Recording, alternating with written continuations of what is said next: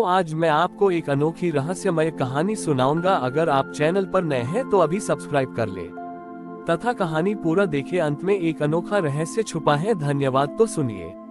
एक युग की बात है जब पृथ्वी पर मनुष्यों ने समय को ही नियंत्रित करने का प्रयास शुरू कर दिया।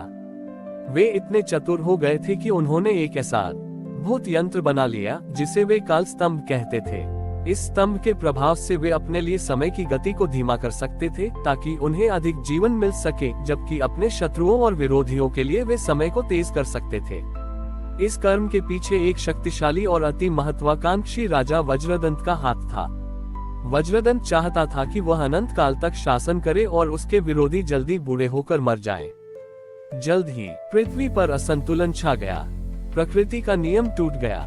जहां राजा वज्रदंत के राज्य में लोग सुस्त और आलसी होने लगे क्योंकि उनके पास अत्यधिक समय था, वहीं बाकी दुनिया में लोग भाग दौड़ और तनाव से भर गए क्योंकि उनका जीवन काल तेजी से सिमट रहा था। जब ये समय का असंतुलन चरमोत्कर्ष पर पहुंचा तो स्वयं कालचक्र समय का पहिया रुकने लगा। यदि कालचक्र रुक जाता तो संपूर्ण सृष्टि स्थिर हो जाती और प्रलय आ जाता। देवताओं ने घबराकर भगवान विष्णु का आह्वान किया, जो काल समय के नियंत्रक भी हैं। भगवान विष्णु प्रकट हुए। उन्होंने मंद मुस्कान के साथ समस्या को देखा और कहा, वज्रदंत ने जीवन की सबसे बड़ी भेद को चुरा लिया है, वह है सीमित समय का मूल्य। मनुष्य ये भूल गया कि जीवन की सुंदरता उसकी निश्चित अवधि में है। विष्णु जी ने वैकुंठ से अपना पांचजन्य शंख नहीं लिया, न ही अपना सुदर्शन चक्र उठाया। इसके बजाय उन्होंने अपने हाथ में एक छोटा चमकता हुआ रेत का कण लिया। विष्णु जी राजा वज्रदंत के दरबार में पहुंचे, जहां सब लोग आलस्य में डूबे थे और घंटों तक एक ही काम करते थे। वज्रदंत ने घमंड से विष्णु जी को देखकर पूछा, हे देव, आप किस उद्देश्य से आए हैं? आप देख सकते हैं मैंने मृत्यु और समय दोनों को जीत लिया है। विष्णु जी ने शांत स्वर में कहा, हे राजन, मैं तुम्हें सबसे मूल्यवान वस्तु देने आया हूँ जिसका तुमने कभी ठीक से उपयोग नहीं किया। उन्होंने वह चमकता रेत का कण वज्रदंत की हथेली पर रख दिया और कहा, यह एक क्षण है, तुम्हारा आखिरी क्षण। मैंने तुम्हारे और बाकी संसार के लिए समय को रोक दिया है। अब तुम न तो समय को धीमा कर सकते हो और न ही तेज। यह एक क्षण ही तुम्हारे पास है। इसमें या तो तुम अपने सभी पापों का प्रायश्चित कर लो या अपने अनंत राज्य का आनंद ले लो। वज्रदंत घबरा गया। उसने देखा कि न तो उसके सैनिक हिल रहे हैं, न ही उसके सेवक। सब कुछ स्थिर था। उसके पास अब अपनी सारी शक्ति और संपत्ति का उपयोग करने के लिए अनंत समय नहीं, बल्कि केवल एक ही क्षण था।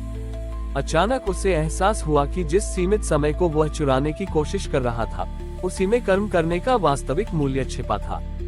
एक क्षण में न तो कोई पाप किया जा सकता है और न ही कोई सुख भोगा जा सकता है। राजा ने तुरंत घुटने टेक दिए और अपनी गलती स्वीकार करते हुए कहा, प्रभु, मुझे मेरी भूल का बोध हुआ। समय का सच्चा दान उसे नियंत्रित करना नहीं, बल्कि उसे जीने की स्वतंत्रता देना है। विष्णु जी ने तब मुस्कुराते हुए कहा, मनुष्य की सबसे बड़ी शक्ति उसके पास उपलब्ध सीमित समय को अर्थपूर्ण बनाने में है। जब समय अनंत हो जाता है तो कर्म का कोई मूल्य नहीं रह जाता। ये कहते हुए विष्णु जी ने धीरे से अपनी अंगुली से रेत के कण को फूंक दिया।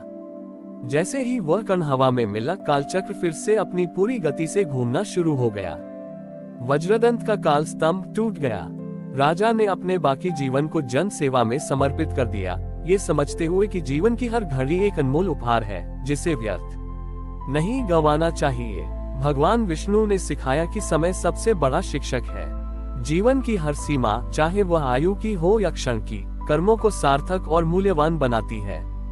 कालचक्र के फिर से घूमने और काल स्तंभ के नष्ट होने के बाद राजा वज्रदंत का अहंकार चूर हो चुका था। उन्होंने अपने राज्य में घोषणा की कि अब से वे राजा की तरह नहीं, बल्कि एक सेवक की तरह शासन करेंगे। वज्रदंत ने अपनी राजधानी को छोड़ दिया और अपनी शक्ति का उपयोग उन क्षेत्रों को ठीक करने में लगाया जहां उन्होंने समय को तेज करके लोगों को कष्ट पहुंचाया था। ये देखकर अन्य देवता भी अचंभित थे। वे क्षीर सागर में भगवान विष्णु के पास पहुंचे। देवराज इंद्र ने पूछा, हे नारायण, वज्रदंत जैसा अहंकारी राजा अचानक इतना वैरागी कैसे बन गया? आपने उसे केवल एक क्षण का भय दिखाया और उसने अपना सारा जीवन ही बदल दिया। ये कैसे संभव हुआ? उद्धरण चिन्ह। भगवान विष्णु ने उत्तर दिया, हे देवराज, मैंने उसे केवल एक क्षण नहीं दिया था, मैंने उसे उस क्षण में अनंत जीवन का अनुभव कराया। जब उसके मन से कल और सदैव का बोझ हट गया, तब उसने अभी के महत्व को पहचाना। विष्णु जी ने आगे समझाया, समय की दो धाराएं हैं, एक है काल जो सबको समाप्त करता है और दूसरी है ऋतु जो नूतनता और पुनर्जीवन लाती है। वज्रदंत ने केवल काल को देखा था, अब वह ऋतु को समझ रहा है। इसके बाद भगवान विष्णु ने वज्रदंत की ओर देखा।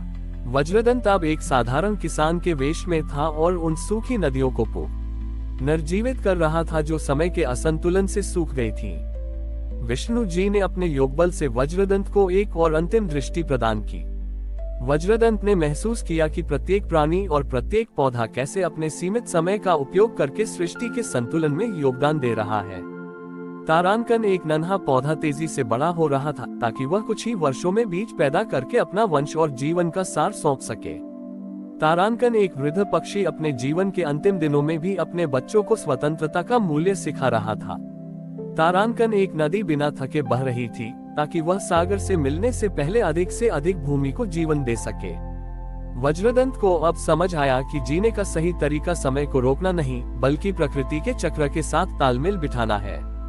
उसने अपने राज्य का नाम बदलकर ऋतुधाम रखा।